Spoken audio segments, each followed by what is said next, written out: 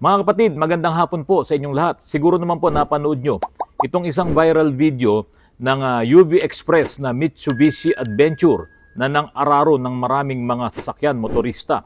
Diyan po sa kahabaan ng Commonwealth Avenue.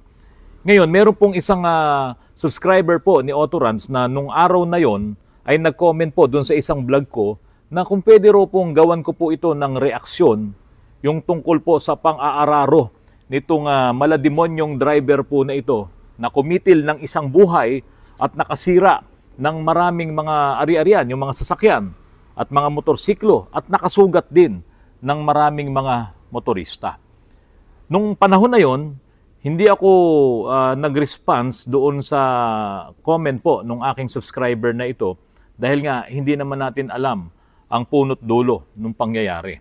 Pangalawa ay sa tingin ko, yung driver na yon ay hindi normal ang pag-iisip nung time na yon at ayokong magsalita ng mga bagay na baka hindi maging aplikable. No? Yung ibig sabihin, ayokong magkaroon ng hinuha lang. Gusto ko eksakto yung mga sasabihin ko. Pero doon sa nakita kong mga videos po na yon na naglabasan na upload sa social media, ito pong driver na to, hindi ito basta lasing lang sa alak. Kasi alam nyo naman, yung mga lasing sa alak talaga, yung languna, hindi makakapag-drive ng ganun. Para siyang naglalaro nung GTA, no? Diyan sa yung mga online games, parang ganun. Yung ginawa niya, nakikipaghabulan siya. Sa kabila na yung Mitsubishi Adventure na yun, hindi naman mabilis, hindi matulin yun. Puro usok pa nga, makupad yun. Pero nalulusutan niya yung mga humahabol sa kanya. Parang ang GTA, no, yung Grand Theft Auto na laro dyan sa online. Ngayon, ito po yung comment ng subscriber ko po. Sir Autorans, napanood nyo na po ba yung viral ngayon na Mitsubishi Adventure na nang-araro ng madaming motorista sa kahabaan ng Commonwealth Avenue? Gawan mo din po sana ng reaction video. Salamat.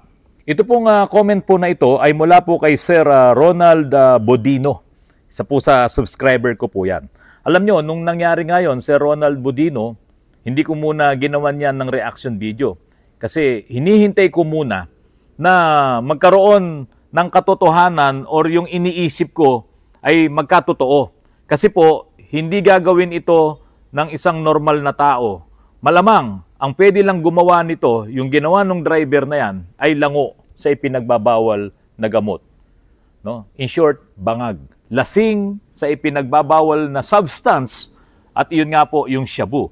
At dito nga pong October 19 ay lumabas na po yung resulta na ito po palang driver po na ito ay nagpositibo doon sa tinatawag na methamphetamine hydrochloride substance at ito nga po yung shabu. Nakita po ito sa kanyang sistema.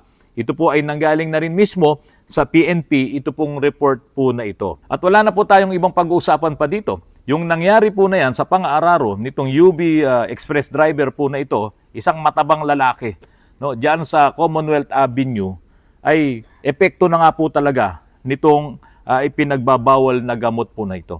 Alam nyo, sa totoo lang, yung mga addict na gumagamit nitong shabu, sa haba ng panahon na nakita natin yan sa nakaraang administrasyon, marami talagang namamatay. Ultimong kapatid, magulang, kaibigan, ay kaya nilang patayin. Maraming nadadamay, mga musmus. No?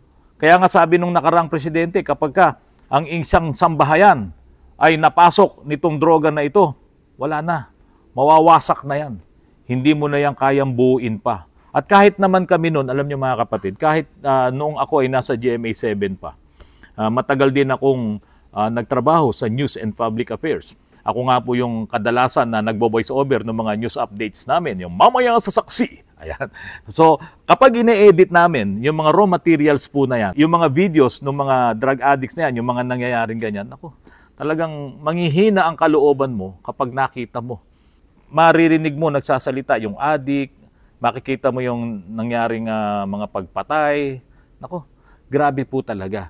Kaya dito, wala na akong ibang maidadagdag pa dito sa nangyari na pang-araro nitong driver po ng UV Express. Dahil sa gumamit siya ng ipinagbabawal na gamot, period na yun. Yan ang mga nangyayari sa mga taong gumagamit ng ipinagbabawal na gamot. Walang pinipili yan. Mataba, payat, mayaman, mahirap, bata, matanda, o katulad nito. Walang pinipili yung drugs. Kaya hanggat maaari, no, iwasan nyo yung bagay na yan, yung paggamit ng ipinagbabawal na gamot.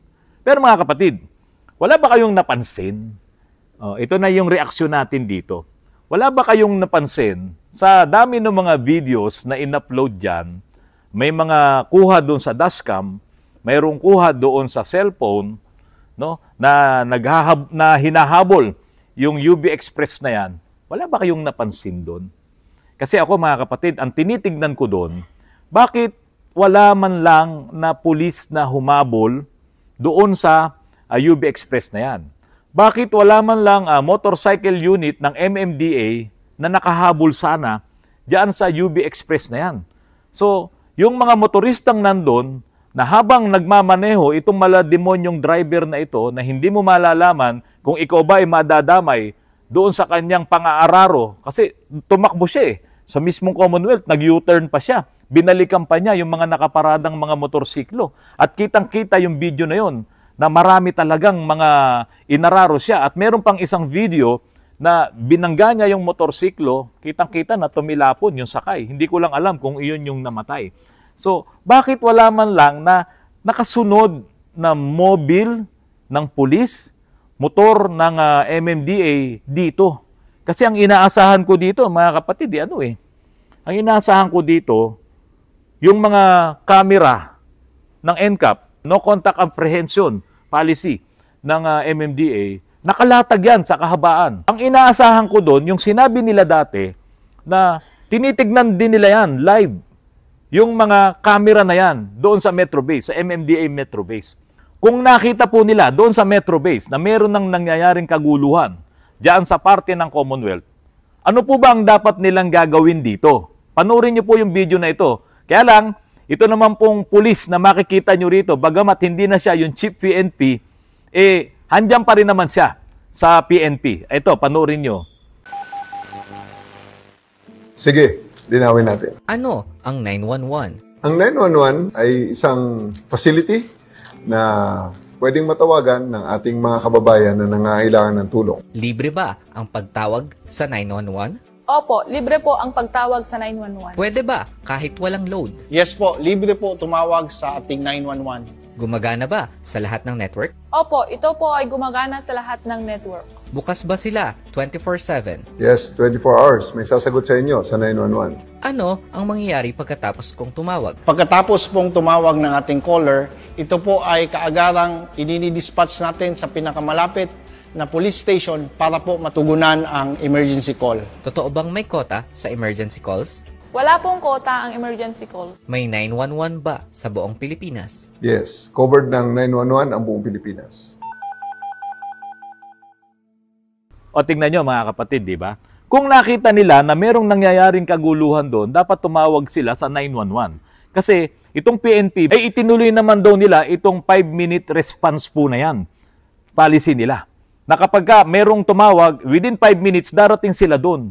Tignan nyo, meron bang dumating doon? Palagay ko, meron din tumawag sa 911. Pero bakit walang nakarating? Doon sa habulan na yan.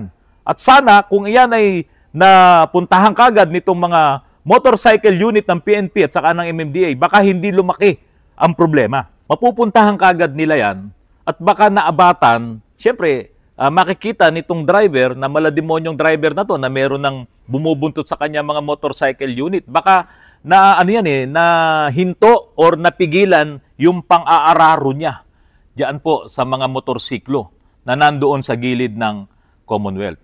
Ngayon, ang isa pang tanong dito, i-correct nyo lang po ako, maging sa mga taga-MMDA, i-correct nyo lamang po ako, baka naman nga merong mga nakahabol doon, pero ako kasi walang nakita.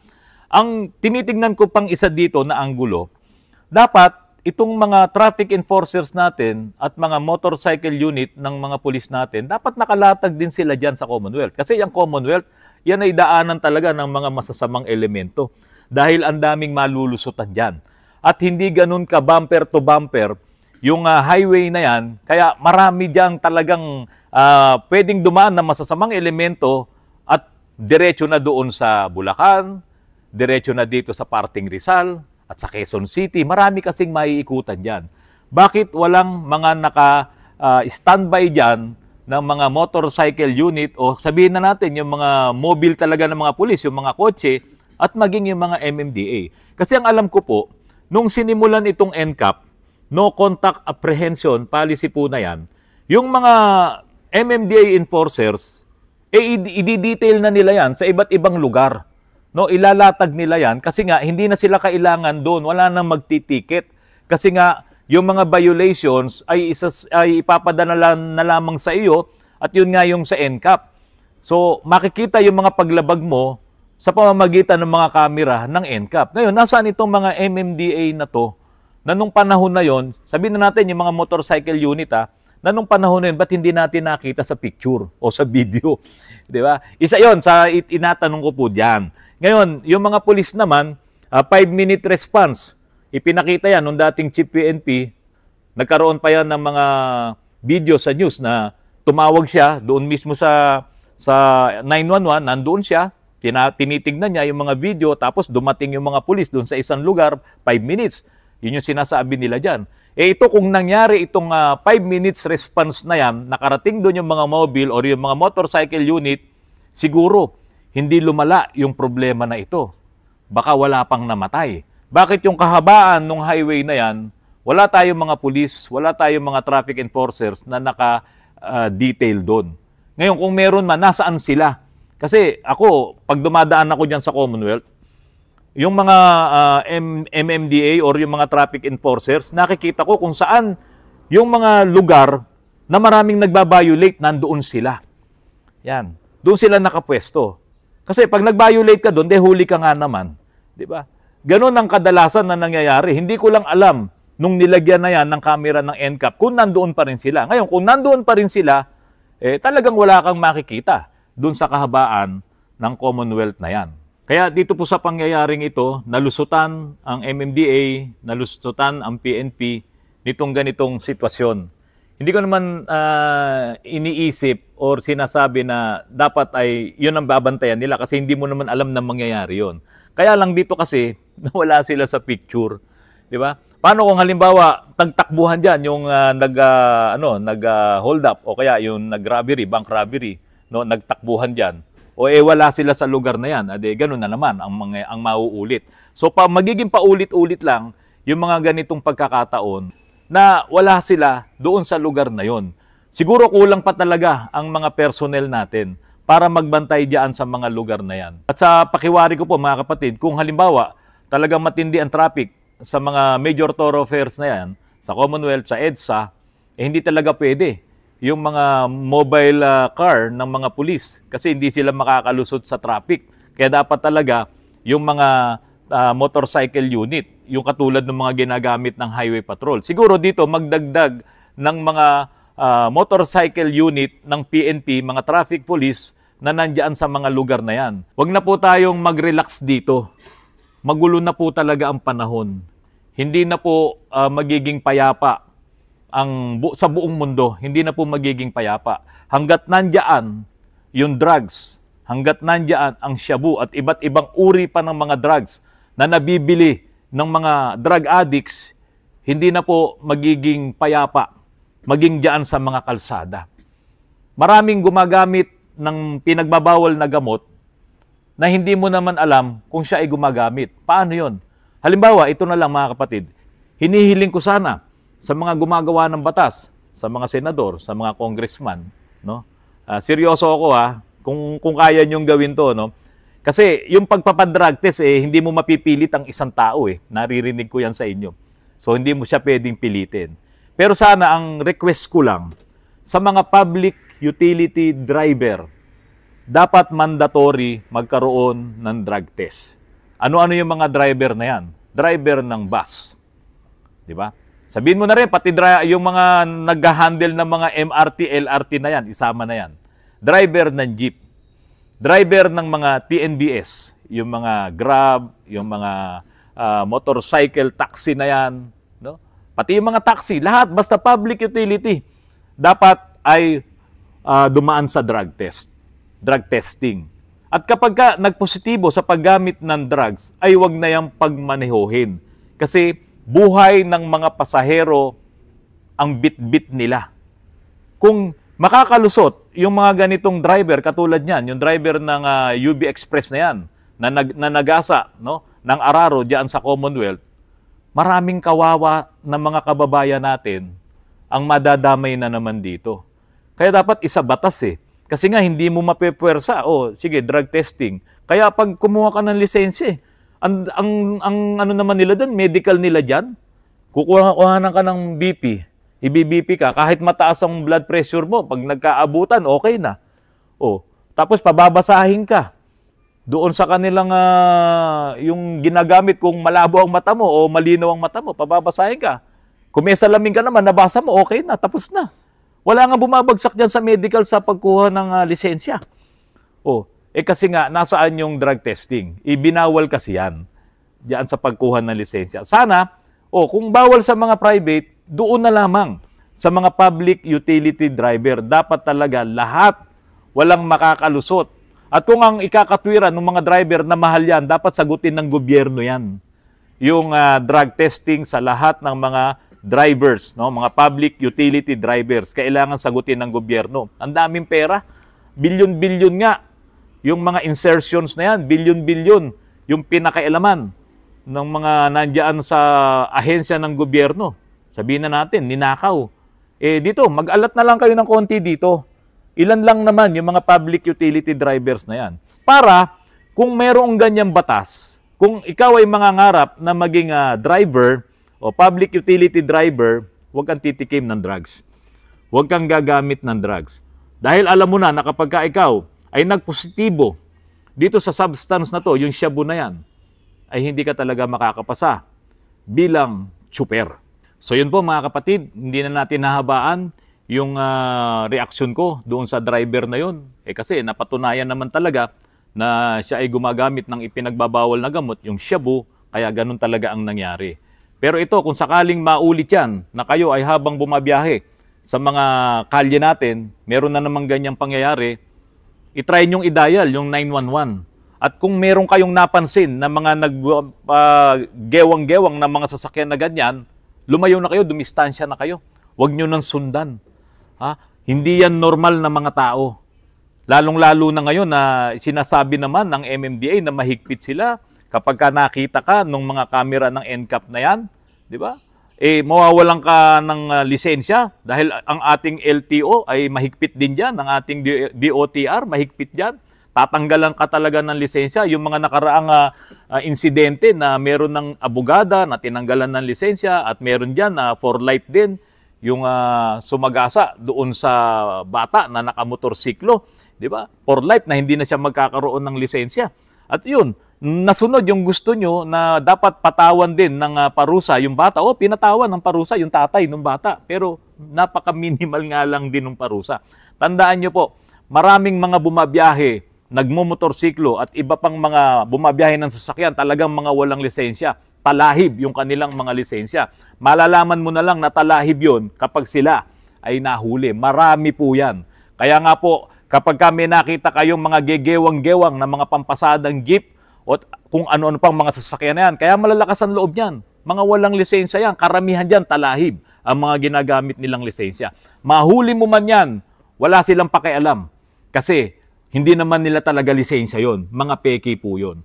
Kaya para maging payapa tayo mga kapatid, kapag kami nakita kayong mga ganyang pangyayari, huwag nyo nang sabayan yan, huminto na kayo, tumawag kayo sa 911 para makaresponde yung ating mga kapulisan.